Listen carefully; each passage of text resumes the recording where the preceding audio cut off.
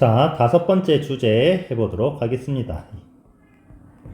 자, 이 주제는 우리가 전 시간에 정부가 추진한 개화정책에 대해서 배웠다면은 이 개화정책에 대해서 반발하는 움직임이 나타났으니 이거를 배워보도록 할 거예요.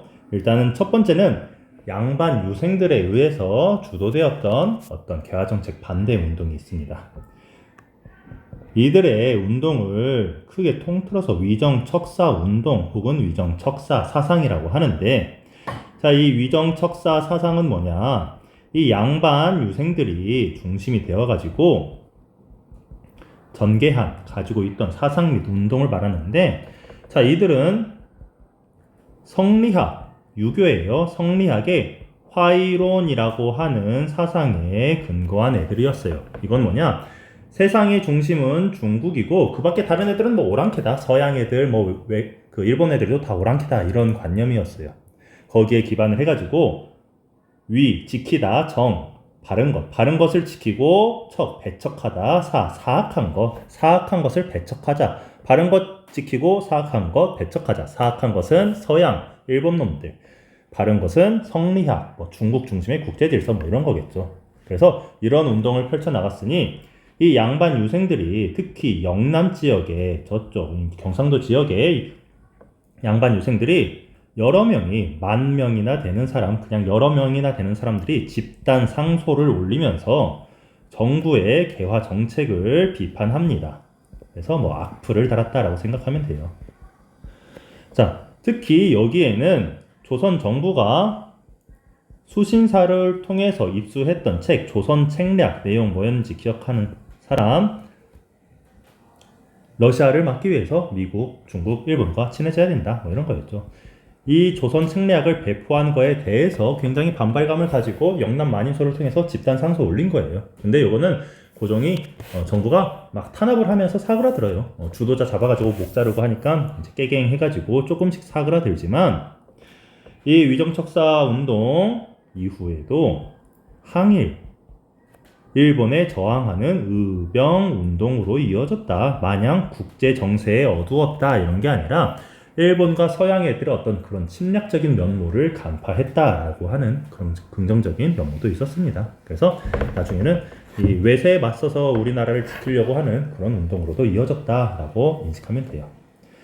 자, 어쨌든 위정척사 사상은 양반 유생을 중심으로 이루어진 개화정책 반대 움직임이라면은 일반적인 평민, 하층민, 군인 이 사람들 위주로 전개된 개화정책 반발 움직임이 있습니다. 뭐냐면은 자, 이모년에 일어난 군인들의 난리, 이모군란이 있으니, 자, 이 이모군란의 배경을 살펴보면 군인들이 왜 반란을 일으켰냐? 일단 첫 번째로 자, 흥선대원군이 물러나고 고종이 직접 정치를 주도했다라고 했어요. 그러면서 이 왕비, 민비의 어떤 친척들, 일가들이 이 정부의 주도권을 잡는단 말이야. 이 민씨 세력들이 근데 약간 조금 상태가 조금 유생했다. 민씨 세력이 굉장히 부패하고 정치를 잘 못해가지고 나라가 혼란스러워졌고, 자, 이 구식군인들 제대로 된 봉급도 못 받고 대우도 굉장히 낮았는데, 특히 그 당시 새롭게 조직되었던 신식 군대, 사관학교 같은 별기군에 비해서 굉장히 대우가 낮아가지고, 참고사항 별기군, 이 구식군인들의 불만이 굉장히 폭발하기 일보 직전이었다. 여기에 개항 후 항구를 열고 나서 외국의 값싼 면제품들이 들어오게 되면서, 그리고 우리나라에서 쌀이 빠져나가게 되면서 조선의 수공업자, 옷 만드는 사람들 타격을 입고, 그리고 쌀값 폭등으로 하층민들의 삶이 굉장히 낮아지게 되면서 이들의 불만이 쌓여갔으니, 자, 구체적인 계기는 구식군인들의 월급이 한 1년 정도 밀리다가 나왔는데 쌀로 받았어요. 쌀에 모래가 섞여 있었던 것이 계기가 되어가지고 구식군인들이 폭발을 합니다. 전개를 보면은, 자, 일단 첫 번째 구식군인들이 봉기를 일으켰다. 분노를 폭발하였는데 여기에는 도시의 하층민도 가담을 하였다. 불만 있는 사람이 구식군인뿐만 아니었다. 이런 거죠. 구식군인이 봉기를 일으켜서 우리가 이렇게 못 살게 된 거는 일본 놈들 때문이다. 일본의 공사관을 습격하고, 우리가 이렇게 봉급도 제대로 못 받는데 별기군이라는 애들은 엄청나게 좋은 대우 받네. 별기군을 가르치던 일본인 교관도 살해하고, 또 그 당시 이 국정의 어떤 책임자였던, 그리고 봉급을 주던 관청의 담당자였던 민씨 일파들을 찾아가서 죽입니다. 민씨 관리도 살해를 한다. 그러면서 이렇게 된 거에는 민씨 세력의 어떤 대장, 누구? 민비, 왕비를 죽여야 된다라고 하면서 궁궐로도 쳐들어가는 거죠. 이 과정에서 고종이 사태 수습을 이제 포기하고 자기 아빠 대원군에게 맡깁니다. 그래서 흥선대원군이 이를 계기로 복귀를 하면서 군인들의 반란을 자기가 진정시키겠다 이렇게 나서게 되는 거죠. 그러면서 어떻게 했을까? 이 일이 이렇게 된 거는 전부 다 개화정책 때문이니 개화정책을 폐지하겠다, 백지화하겠다라고 한 겁니다. 왕비, 민비는 이때 도망갔어요. 도망가가지고 어디 이제 잠적해가지고 정부에서는 왕비 죽었다라고 이제 뭐 발표는 하긴 해요. 그렇게 해서 이 군인들과 하층민의 어떤 불만을 잠재웠던 거죠. 자, 그런데 요 민씨 일파가 청나라에게 비밀리에 도움을 요청합니다. 와가지고 이 군인들 반란 좀 진압해 주세요 라고 하는 거야. 그래서 청나라에서 군대를 파견해가지고 이 군인들의 난을 진압을 합니다. 그리고 이 반란의 책임자로서 누구? 대원군을 납치합니다. 흥선대원군아, 네가 이 구식군인들의 반란, 네가 어느 정도 관련이 있지? 네가 막 부추겼지? 라고 하면서 대원군을 납치하게 되면서 이모군란 마무리 짓게 되고, 그리고 민비가 다시, 왕비가 다시 이제 복귀하면서 개화정책도 다시 복구되게 됩니다. 자, 그러면 이 영향을 한번 살펴보면은 이 이모군란의 영향으로 어떤 정세에 영향을 끼쳤냐? 자, 청나라 애들이 군대를 파견해가지고 반란을 진압해줬어요. 그리고 왕비가 다시 복귀할 수 있었어. 청나라의 영향력이 커졌을까? 작아졌을까? 조선에서. 커졌겠죠. 반란 진압해줬는데. 그래서 자, 조선과 청나라의 관계를 보면은 청의 영향력이, 조선에 대한 청의 영향력이 굉장히 커졌다. 그래서 조선의 국내 정치를 간섭하기 시작했다. 뭐 사람을 파견해가지고 얘네들이 하는 말 잘 들어라. 뭐 마건상, 멜렌도르프 이런 사람을 파견해가지고 조선의 정치를 간섭하게 되었고, 또 조약을 하나 맺는데 조선과 청나라의 상인과 뭐 사람들 간에 수, 물과 육지에서 무역을 하는 거에 대한 어떤 여러 가지 규칙, 조항이다. 조청, 상민, 수륙, 무역 장정이라고 하는 걸 맺습니다. 내용은 뭐냐? 조선은 청나라의 속국이다. 이거를 일단 박아놓고 시작을 해요. 그래서 조선은 청나라 속국이니까 마음대로 뭐 독립국인이 이렇게 막 나서지 말아라. 우리의 컨트롤 하에 있어라. 뭐 이런 거죠.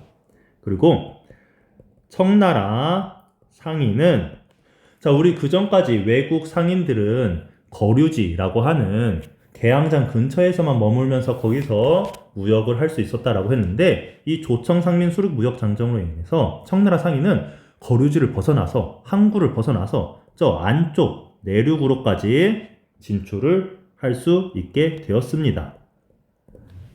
엄청난 혜택이죠, 청나라에게. 근데 함정은, 자, 참고사항은 우리 저번에 최혜국 대우라고 하는 걸 미국과 맺어가지고 유리한 조항을 미국도 적용받게 해준다라고 했어요. 그래서 최혜국 대우를 미국만 받은 게 아니라 다른 나라도 이제 점차 받아가. 그래서 다른 나라들도 최고 혜택국 이거를 내세우면서, 야, 우리에게도 혜택 줘야지 하면서 다른 나라 상인들도 점차 내륙으로 진출하게 되었다라고 이해하면 됩니다. 자, 조선과 일본과의 관계는 어떻게 되냐?